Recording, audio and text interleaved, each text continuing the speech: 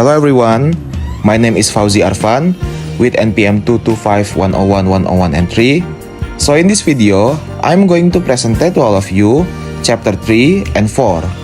So without further ado, let's jump into the chapter 3, Business Cultures in the Western World. The first one, Introduction to Western Business Cultures. In this chapter, we explore how culture influences business practices in key regions like Europe, America, and Australasia. These regions have distinct approaches to management, communication, and decision-making, which are critical to understand when engaging in international business. We'll delve into the characteristics of each region and how they shape business interactions. Now let's begin with European business cultures. There are some key differences between Northern and Southern Europe. For instance, Germany is known for its formal and structured approach to business, where clarity and precision are highly valued. In contrast, France maintains a hierarchical style where authority is emphasized, but decision may take time as people consult superiors. On the other hand, Scandinavian countries like Sweden and Denmark prefer a consensus-based approach, decisions that are made collectively reflecting their egalitarian culture. Despite these differences, one commonality in European business is the importance of building long-term relationships. Trust is key, and it often takes time to establish. Next is American and Australasian cultures. Let's move on to American and Australasian business cultures. The United States emphasizes individualism and innovation and results as a very much a low-context culture, meaning communication is direct and focused on getting straight to the point.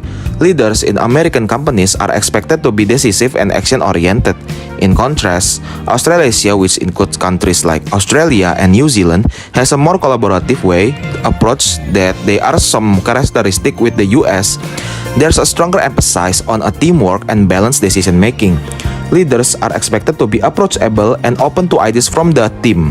So, while both regions prioritize efficiency, Australasia leans toward group collaboration. Next is cultural differences in businesses. Now let's compare how communication and decision-making differ across these regions. In Europe, communication tends to be formal and relationship-driven. For example, in places like Germany or France, there's a clear structure to how things are communicated and how much value is placed on being true. American business communication, on the other hand, is direct and action-oriented. People want to get to the point and move forward quickly, and focusing on results rather than formalities. In Australasia, communication is more informal and team-oriented.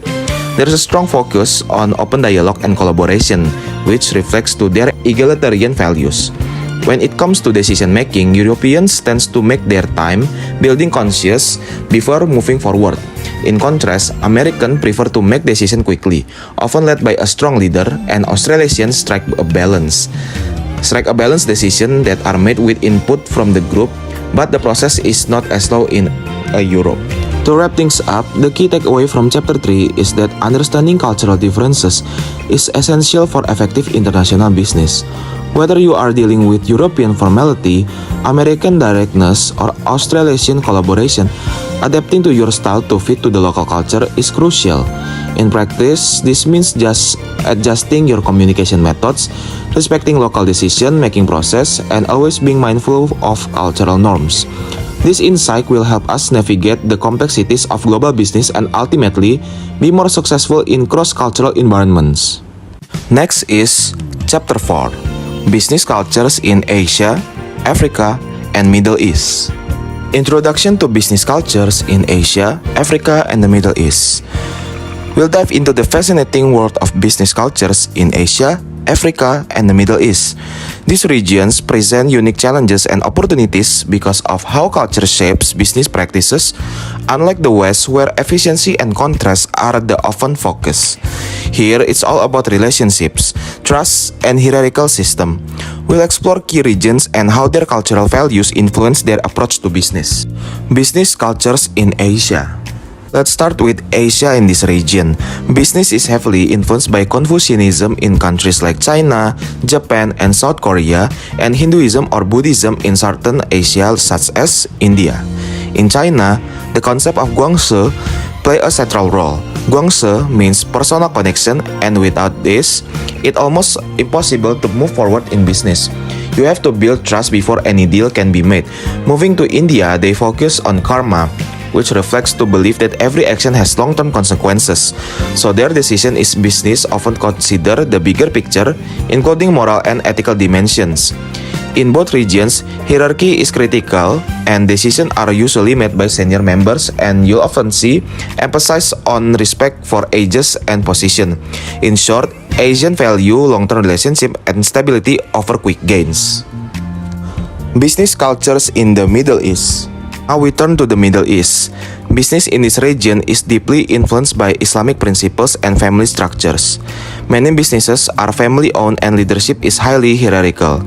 Decisions are typically made by senior family members with younger generation waiting to their turn. One phrase you'll hear often in the Middle East is Inshallah, meaning God willing. This reflects that the belief that while human can plan, ultimately can outcome in God's hand. This cultural attitude affects business negotiation, which can take longer because it's about building trust and ensuring that all parties feel respected. Reputation is everything in the Middle East. You just don't represent yourself. You represent your family, and by extension by your business. Deals are built on mutual respect and personal relationships, not just contracts and numbers. Now let's move on to Africa. In this region, business is operate under a mix of traditional tribal values and modern Western influences. One key factor here is the importance of family and tribal connection. Unlike in the West, where business is mostly about individual achievement, in Africa, it's about the collective good. Decision making tends to prioritize what's best for the group, not just the individual. You'll also notice the strong sense of communalism and human orientation.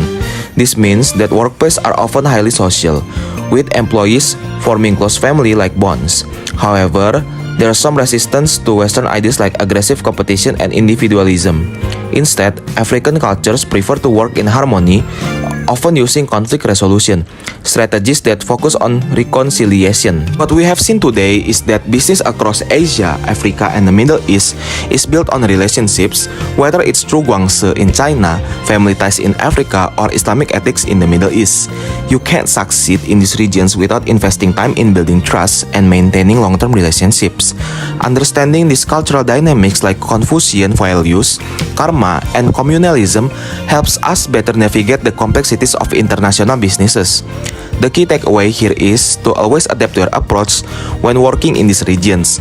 It's not just about making deals, it's about respecting their values and earning their trust. I think that's all from me. Thank you for your attention to my video, and I'll see you on the next weekly presentation. I'm Fauzi Arfan, signing out. Bye-bye.